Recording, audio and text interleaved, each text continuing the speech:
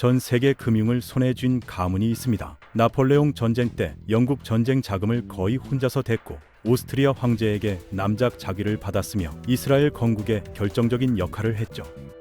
500조 달러를 보유하고 있다는 음모론부터 세계 정치를 조종한다는 의혹까지 이 가문의 이름만 들어도 사람들은 긴장합니다. 바로 로스차일드 가문인데요. 과연 이들은 정말 세계를 지배하는 걸까요? 아니면 그저 과장된 전설일 뿐일까요? 오늘 이 가문을 둘러싼 음모론들을 하나하나 팩트체크 해보겠습니다. 유튜브에 로스차일드를 검색하면 자극적인 썸네일들이 쏟아집니다. 세계를 지배하는 그림자 정부, 모든 전쟁의 배후, 각국 중앙은행의 진짜 주인, 500조 달러의 숨겨진 재산. 댓글창에는 이 가문이 일루미나티의 핵심이라는 주장부터 황당한 얘기들까지 넘쳐나죠. 그래서 오늘은 가장 유명한 음모론들을 하나씩 살펴보고 실제 역사적 사실과 비교해 보겠습니다. 첫 번째 음모론은 로스차일드가 워털루 전투로 영국을 통째로 샀다는 이야기입니다. 가장 널리 퍼진 전설이에요. 1815년 나폴레옹과 웰링턴의 운명을 건 전투가 벨기에 워털루에서 벌어졌는데 로스차일드 가문이 남들보다 하루 먼저 결과를 알았다는 겁니다. 전설에 따르면 네이선 로스차일드가 비둘기 전설을 이용해서 나폴레옹 패배 소식을 런던에서 가장 먼저 입수했고 곧바로 런던 증권거래소로 향했다고 합니다. 전설의 내용은 이렇습니다. 네이선이 영국 국채를 대량으로 팔기 시작했고 다른 투자자들은 로스차일드가 판다는 걸 보고 영국이 전쟁에서 졌다고 판단했습니다. 너도 나도 국채를 내다 팔았고 가격이 폭락했죠. 바닥을 찍는 순간 네이선은 대리인들을 통해 헐값에 국채를 쓸어 담았고 다음날 나폴레옹 패배가 공식 발표되자 국채 가격이 폭등했다는 겁니다. 어떤 버전에서는 이 한 번의 거래로 영국 국부의 상당 부분을 손에 넣었다고까지 주장합니다. 그런데 역사학자들이 이 전설을 조사한 결과 대부분 사실이 아닌 것으로 밝혀졌습니다. 네이선이 워털루 소식을 먼저 알았던 건 맞아요. 로스차일드 가문은 자체 통신망을 갖고 있었거든요. 그런데 그 정보로 주식 쪽을 했다는 증거는 없습니다. 이 이야기의 출처를 추적해보면 1846년에 출판된 반유대주의 팸플릿이 원조입니다. 유대인 금융가가 속임수로 영국을 약탈했다는 프레임을 만들기 위한 이야기였던 거죠. 나치 독일에서 이 전설을 적극적으로 퍼뜨렸고 그게 현재까지 이어지고 있습니다. 실제로 네이선이 나폴레옹 전쟁에서 돈을 번 건 맞습니다. 하지만 방법이 달랐어요. 그는 영국 정부의 전쟁 자금을 조달하는 공식 계약자였고 유럽 전역에 흩어진 영국군에게 급여를 지급하는 역할을 맡았습니다. 합법적인 금융 서비스에 대한 수수료를 받은 것이지 주가 조작으로 나라를 삼킨 게 아닙니다. 두 번째 음모론은 로스차일드가 전 세계 중앙은행을 소유하고 있다는 주장입니다. 인터넷에서 자주 보이는 리스트가 있어요. 로스차일드가 지배하는 중앙은행 목록이라면서 미국 연방준비제도, 영란은행, 유럽중앙은행, 일본은행 등 거의 모든 나라의 중앙은행이 나열되어 있죠. 심지어 북한, 이란, 쿠바만 빠져 있다면서 이 나라들이 미국과 사이가 나쁜 이유가 로스차일드 은행을 받아들이지 않아서라는 주장까지 있습니다. 이 주장은 기본적인 사실관계부터 틀렸습니다. 중앙은행의 구조를 살펴볼 필요가 있어요. 중앙은행은 한 나라의 통화 정책을 담당하는 기관인데 대부분 정부 소유이거나 정부의 통제를 받습니다. 미국 연방준비제도를 예로 들어볼게요. 연준은 12개 지역 연방준비은행으로 구성되어 있고 이 은행들의 주식은 해당 지역의 민간은행들이 소유합니다. 그런데 이 주식은 일반 주식과 다릅니다. 투표권도 제한적이고 배당도 고정되어 있으며 매매도 불가능해요. 실질적인 권력은 대통령이 임명하고 상원이 인준하는 연준 의장과 이사회에 있습니다. 로스차일드가 연준을 소유하고 있다는 증거는 존재하지 않습니다. 영란은행은 1946년에 국유화됐고 유럽중앙은행은 유로존 국가들의 중앙은행들이 공동 소유합니다. 이 음모론은 1913년 연준이 설립될 때 나온 반유대주의 선동에서 시작됐습니다. 유대인 은행가들이 미국 금융을 장악하려 한다는 주장이었죠. 100년이 넘게 지났는데 아직도 같은 주장이 반복되고 있는 겁니다. 세 번째 음모론은 로스차일드 가문의 재산이 500조 달러라는 주장입니다. 이 숫자를 다른 수치들과 비교해 보겠습니다. 전 세계 GDP 총합이 약 100조 달러입니다. 500조 달러면 전 세계 경제의 5배에 해당하죠. 전 세계 주식시장 시가총액이 약 100조 달러, 전 세계 부동산 가치가 약 300조 달러입니다. 500조 달러면 지구상의 모든 주식과 부동산을 다 사고도 100조 달러가 남는다는 의미입니다. 이 정도 규모의 재산이 존재한다면 어딘가에 흔적이 남을 수밖에 없습니다. 실제로 확인 가능한 로스차일드 가문의 재산은 얼마일까요? 포브스 억만장자 목록에 로스차일드 가문 사문에서 이름이 올라간 사람은 벤자민 드 로스차일드 한 명뿐입니다. 재산이 약 15억 달러로 추정되는데 일론 머스크 재산의 0.5%도 안 됩니다. 로스차일드 앤코라는 가문의 대표 기업 가치를 다 합쳐도 수십억 달러 수준이에요. 500조 달러의 1만 분의 1도 안 되는 거죠. 500조 달러는 숫자의 출처를 추적해보면 인터넷 음모론 사이트들에서 만들어진 것으로 보입니다. 19세기에 로스차일드가 세계 최고 부자였으니까 그때 재산의 복리이자를 계속 붙이면 지금쯤 500조 달러가 됐을 거라는 계산인데 두 차례 세계대전과 대공황, 나치의 재산 압류 등으로 인한 손실은 전혀 반영되지 않은 숫자입니다. 네 번째 음모론은 로스차일드가 전쟁을 일으킨다는 주장입니다. 나폴레옹 전쟁, 1차 세계대전, 2차 세계대전, 심지어 최근의 중동 전쟁까지 모두 로스차일드가 돈을 벌기 위해 배후에서 조종했다는 논리죠. 전쟁이 나면 양쪽에 다 돈을 빌려주고 이자로 수익을 낸다는 겁니다. 이 음모론에는 일부 사실이 섞여 있습니다. 로스차일드 가문이 19세기에 여러 나라 정부에 돈을 빌려준 건 사실이거든요. 영국에도, 프랑스에도, 오스트리아에도, 프로이센에도 대출을 해줬습니다. 전쟁 중에 양쪽 다 고객이었던 경우도 있었어요. 그런데 대출을 해줬다고 해서 전쟁을 일으켰다고 보기는 어렵습니다. 은행이 대출을 해주면 그 은행이 대출자의 행동을 조종하는 건 아니니까요. 더 중요한 건 전쟁이 로스차일드 가문에게도 손해였다는 점입니다. 1차 세계대전 때 오스트리아 지점은 막대한 손실을 입었어요. 전쟁 전에 빌려준 돈을 회수할 수 없게 됐거든요. 채무자들이 파산하거나 국가 자체가 사라져버렸으니까요. 2차 세계대전 때는 더 심각했습니다. 나치가 오스트리아와 프랑스의 로스차일드 재산을 전부 압류했어요. 전쟁을 통제할 수 있는 가문이라면 자기 재산을 빼앗기는 상황을 만들지 않았을 겁니다. 다섯 번째 음모론은 로스차일드가 일루미나티의 핵심이라는 주장입니다. 일루미나티는 1776년 바이에른에서 설립된 비밀 결사인데 원래는 계몽주의 사상을 퍼뜨리려던 단체였습니다. 1785년에 공식적으로 해산됐지만 음모론에서는 여전히 존재하면서 세계를 지배한다고 주장하죠. 로스차일드가 이 일루미나티의 금고 역할을 한다는 겁니다.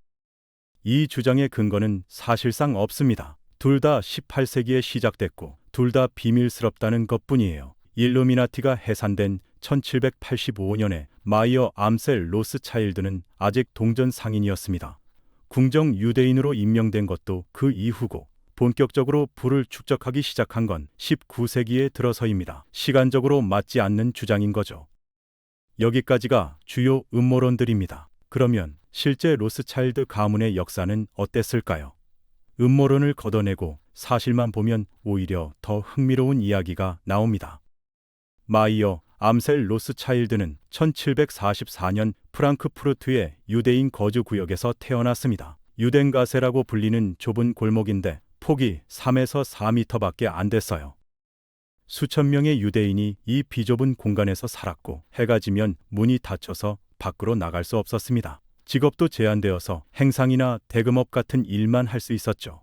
마이어는 12살에 부모를 잃고 고아가 됐습니다. 이 고아가 어떻게 유럽 최고의 금융 가문을 세웠는지 살펴보겠습니다. 마이어는 하노버의 오펜하이머 은행에서 견습생으로 일하면서 금융을 배웠고 프랑크푸르트로 돌아와서 희귀 동전 거래를 시작했어요. 당시 귀족들 사이에서 고대 동전 수집이 유행이었거든요. 마이어는 단순히 동전을 파는 게 아니라 역사적 맥락까지 설명해주면서 귀족들의 신뢰를 얻었습니다. 결정적인 기회는 헤센카셀의 비렐름 9세를 만나면서 왔습니다. 비렐름 9세는 유럽에서 가장 부유한 왕자 중 한 명이었는데 용병 사업으로 부를 축적했어요. 미국 독립전쟁 때 영국에 용병을 보내고 받은 대가가 상당했습니다. 마이어는 이 왕자의 궁정 유대인이 되어 재산을 관리하게 됐습니다. 당시 기독교인들에게는 이자를 받고 돈을 빌려주는 게 종교적으로 금지되어 있었기 때문에 유대인을 고용해서 이 역할을 맡긴 거죠. 마이어의 사업 전략은 당시로서는 혁신적이었습니다. 그는 5 아들을 유럽 각 수도에 보내서 동시에 은행을 열게 했어요. 장남 암셀은 프랑크푸르트, 솔로몬은 비엔나, 네이선은 런던, 칼은 나폴리, 막내 제임스는 파리로 갔습니다. 한 가문이 유럽 5개 금융 중심지에 동시에 은행을 연 건 역사상 처음이었습니다. 당시에는 국제 송금이라는 개념이 거의 없었거든요. 돈을 보내려면 실제로 금화를 운송해야 했어요. 로스차일드 네트워크는 이 과정을 간소화했습니다. 런던에서 돈을 맡기면 파리에서 지급하는 식으로 장부상으로만 정산하면 됐거든요. 현대 국제 송금 시스템의 원형이라고 할 수 있습니다. 나폴레옹 전쟁 때 이 네트워크가 위력을 발휘했어요.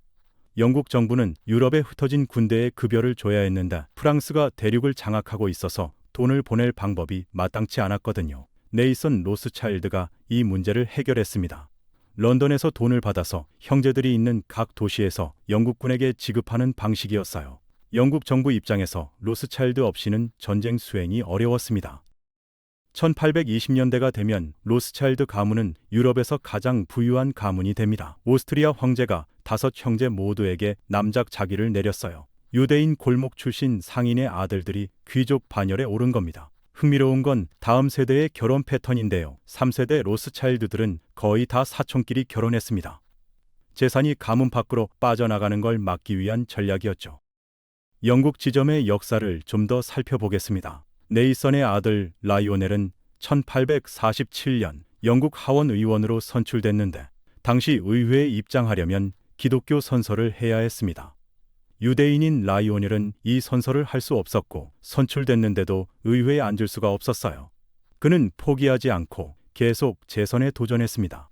매번 당선됐지만 매번 입장을 거부당했죠. 11년을 싸운 끝에 1858년 법이 바뀌었고 라이오넬은 영국 역사상 최초의 유대인 하원 의원이 됐습니다. 그의 아들 나다니엘은 남작 자기를 받아 영국 상원에 입장한 최초의 유대인이 됐어요. 아버지가 하원에서 아들이 상원에서 각각 유대인 최초 의원이 된 겁니다. 나다니엘의 아들 월터는 벨푸어 선언의 수신자였습니다. 1917년 영국 외무장관이 팔레스타인의 유대인 국가 건설을 지지한다고 발표한 역사적 문서가 월터 로스차일드에게 전달됐어요. 프랑스 지점의 에드몽드 로스차일드는 홀로코스트 훨씬 전부터 시온주의 운동을 지원했습니다. 자비로 오스만 제국에서 땅을 사서 유대인 정착촌을 만들었죠. 이스라엘에서는 그를 건국의 아버지 중 한 명으로 여깁니다. 그런데 흥미롭게도 모든 로스차일드가 시온주의를 지지한 건 아니었어요.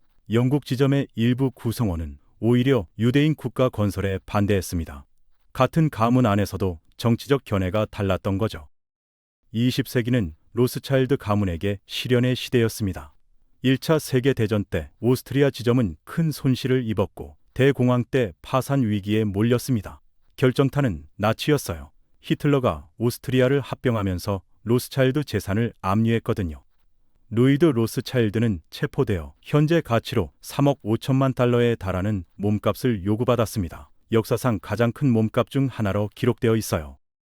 나치는 로스차일드를 유대인 음모의 상징으로 선전에 활용했습니다. 현재 인터넷에 돌아다니는 음모론 상당수가 나치 시대 선전에서 비롯된 겁니다. 유대인이 세계를 지배한다.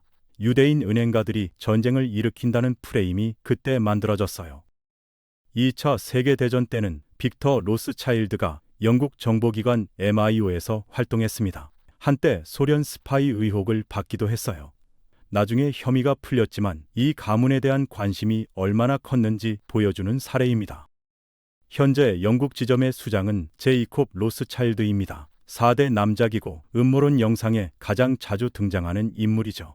그의 가족 관계도 주목할 만한데요. 이복 여동생은 하버드 교수이고 노벨 경제학상 수상자 아마르티아 센과 결혼했습니다. 이복 남동생은 기네스 가문과 결혼했고 그 자녀 중 한 명은 힐튼 호텔 가문과 결혼해서 페리스 힐튼의 시누이가 됐어요.